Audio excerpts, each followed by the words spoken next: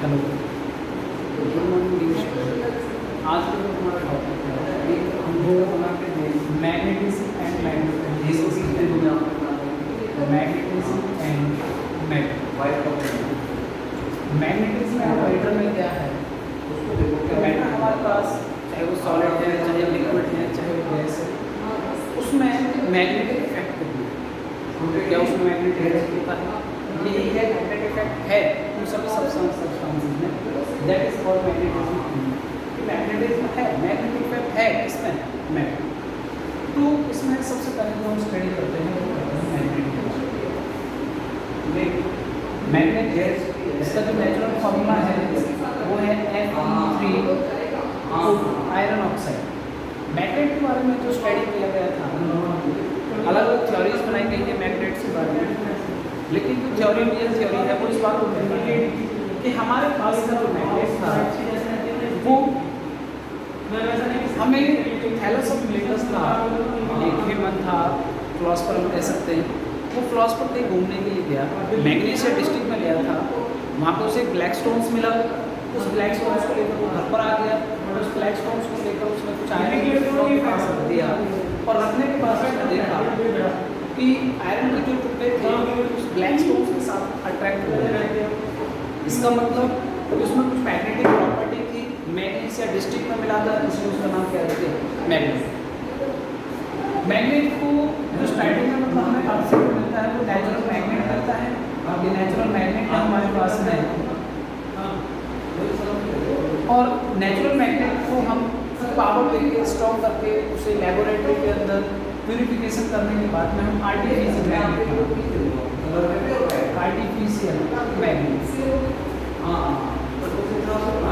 Magnet क्या है हमारे पास में।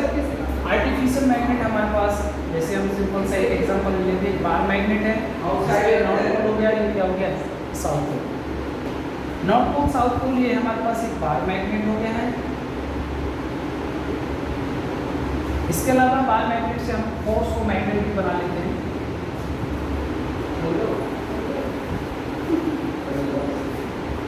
ये हमारे पास क्या हो गया और सो मैग्नेट।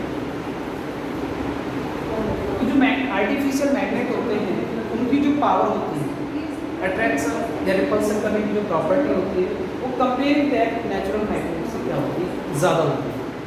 तो आई होप मेरी बात समझ में आ गई होगी। अब हम जो कुछ मैग्नेट्स की बेसिक प्रॉपर्टीज के बारे में स्टडी करते हैं। बेसिक प्रॉपर्टी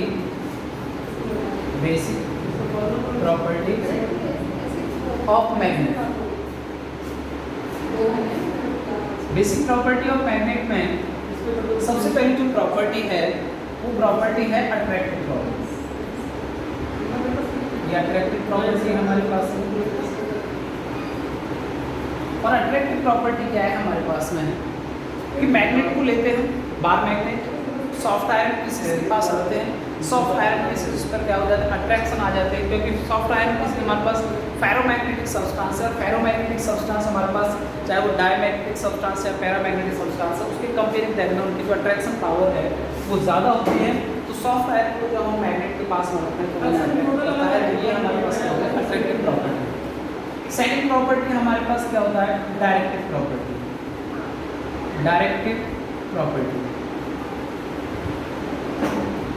डायरेक्टिव प्रॉपर्टी के लिए हम क्या कहते हैं, हमने एक मैग्नेट लेना है। ये मैग्नेट हमारे पास नॉर्थ पोल हो गया है, ये क्या हो गया साउथ पोल।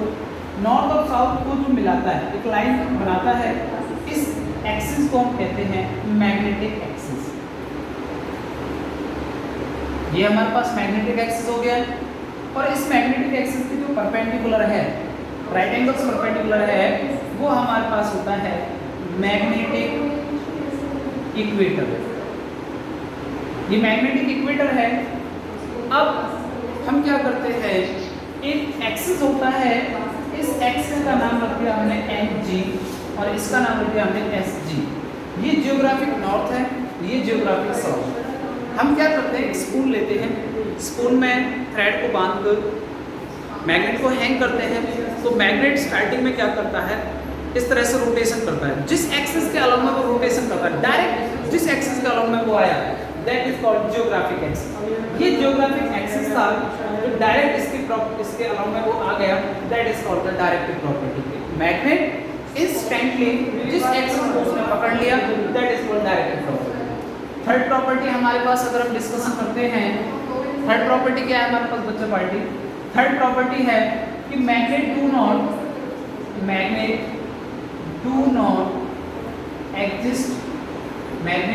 एग्जिस्ट मोनोपोल्स, कि मैग्नेट कभी भी एक सिंगल पोल में एग्जिस्ट नहीं कर सकता। जैसे कि एक मैग्नेट हो गया है, ये एक बार मैग्नेट है चॉकलेट टाइप का, नॉर्थ है, ये क्या हो गया साउथ हो गया है। अब हम अगर क्या करते हैं, ये डाइपोल है, नॉर्थ पोल जितनी पोल स्ट्रेंथ नॉर्थ पोल की होगी उतनी ही पोल स्ट्रेंथ हमारे पास साउथ पोल की होगी। अब अगर हम नॉर्थ पोल को यहाँ से रिमूव कर दें तो क्या आपको लगता है कि साउथ पोल ही एग्जिस्ट करेगा? नहीं, इंस्टेंटली तुरंत यहाँ पे क्या एग्जिस्ट कर जाएगा? नॉर्थ पोल एग्जिस्ट कर जाएगा। मींस दैट मैग्नेट कभी भी एक सिंगल पोल में एग्जिस्ट नहीं करता है, वो हमेशा डाइपोल में एग्जिस्ट करेगा। तो magnet do not exist monopole, ये थर्ड प्रॉपर्टी बेसिक प्रॉपर्टी होगी। फोर्थ प्रॉपर्टी जो हमारे पास कहता है कि like poles are always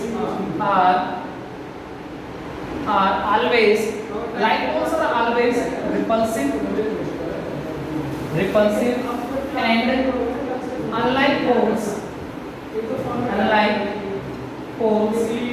are attractive। कि हमारे पास में जो लाइक पोल्स होते हैं वो हमेशा रिपल्सन करेंगे और अनलाइक पोल्स हमारे पास अट्रैक्शन करेंगे। अगर नॉर्थ पोल ले लेते हैं, साउथ का दो मैग्नेट लीजिए, बचपन में खेल किए बहुत सभी ने, दो मैग्नेट्स को ले लेते थे, देखते थे कि एक मैग्नेट को दूसरे मैग्नेट के पास लेकर जाते हैं तो कई बार क्या होता है मैग्नेट दूर भाग रहा है, कई बार क्या होता था मैग्नेट एक दूसरे के साथ में अट्रैक्शन कर रहा था। तो जब वो अट्रैक्शन कर रहा था तो एक मैग्नेट का पोल्स दूसरे मैग्नेट का अनलाइक पोल्स था। अगर एक साइड नॉर्थ है तो दूसरी साइड में क्या होगा साउथ पोल, तभी वो क्या करेंगे अट्रैक्शन करेंगे। और अगर वो रिपल्सन कर रहे थे तो उस समय प्रॉपर्टी क्या थी कि दोनों में या तो नॉर्थ पोल होगा या फिर क्या होगा साउथ पोल होगा। तो ये फोर्थ प्रॉपर्टी है। एंड फिफ्थ प्रॉपर्टी हमारे पास जो बेसिक प्रॉपर्टी है, बेसिक प्रॉपर्टी हमारे पास फिफ्थ है। तो फिफ्थ प्रॉपर्टी हमारे पास क्या हो गया? मैग्नेटिक इंडक्शन हो गया। मैग्नेटिक इंडक्शन, मैग्नेटिक इंडक्शन क्या है कि जहाँ पे इंड्यूस हो जाए प्रॉपर्टी। जैसे कि हम क्या करते हैं, एक मैग्नेट लेते हैं, कुछ आयरन की फ्लिंक्स ली, वो आयरन की फ्लिंक्स उस मैग्नेट के साथ में अट्रैक्ट हो गई। तो अब एनोदर अगर हम क्या लेते हैं, कुछ आयरन फ्लिंक्स लेते हैं, क्या वो एनोदर आयरन फ्लिंक्स, जो आयरन फ्लिंक्स हमारे पास मैग्नेट के साथ अट्रैक्ट हो चुकी हैं, तो क्या वो एनोदर फ्लिंक्स उस मैग्नेट के ऊपर जो आयरन फ्लिंक्स है क्या उसके साथ अट्रैक्ट हो पाएगी? तो यस बच्चा पार्टी, वो जो हमारे पास एनोदर आयरन फ्लिंक्स थी वो आयरन फ्लिंक्स पे अट्रैक्ट हो जाएगी जो मैग्नेट के साथ प्रॉपरली अट्रैक्टिव थी, क्योंकि जो आयरन फ्लिंक्स थी उसने मैग्नेट के जरिए प्रॉपर्टी, मैग्नेटिक प्रॉपर्टी इंड्यूस कर ली। और जब वो दोबारा से दूसरे हमारे पास आयरन फ्लिंक्स आए तो उन्होंने उसको भी क्या कर लिया, अट्रैक्ट कर लिया। That is called the magnetic induction. तो ये हमारे पास कुछ बेसिक प्रॉपर्टीज थी, यूज करके आप लोग भी क्या कर सकते हैं, नोट कर सकते हैं। तो अब हम आगे जो स्टडी करेंगे वो करेंगे एनालॉजी।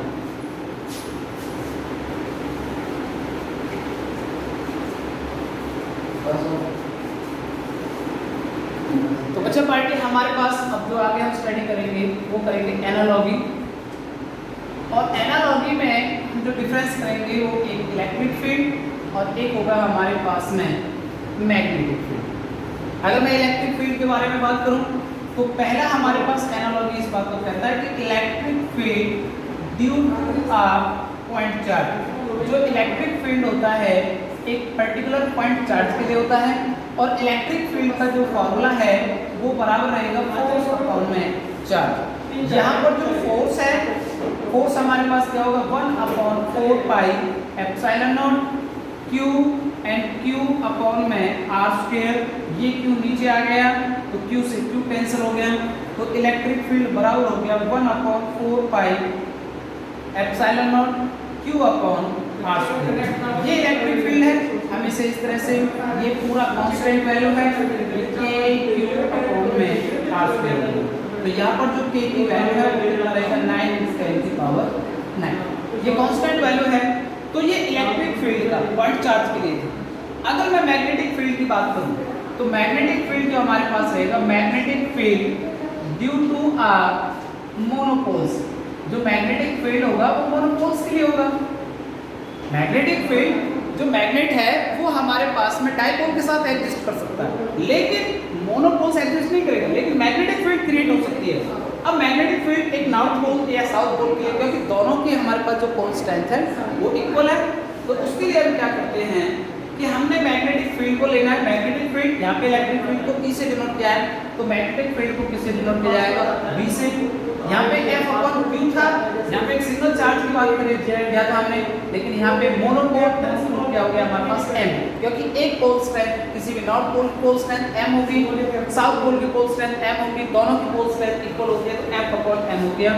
यहाँ पे जो फोर्स की वैल्यू है वो रहेगा μ0/4 पाई M into M/R² into क्या हो गया M से M कैंसिल हो गया, तो मैग्नेटिक फील्ड बराबर हो गया μ0/4 पाई M में R², तो मैग्नेटिक फील्ड बराबर हो गया K, ये कांस्टेंट वैल्यू है Km में R², तो यहाँ पे जो K की वैल्यू है वो μ0/4 पाई था, इक्वल रहेगा 10⁻⁻⁷।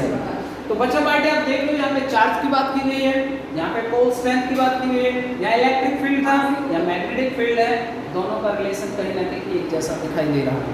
तो बच्चा पार्टी अब हम सेकंड पॉज करके आप लोग इसे नोट कर सकते हैं। सेकंड एनालॉजी हम स्टडी करते हैं।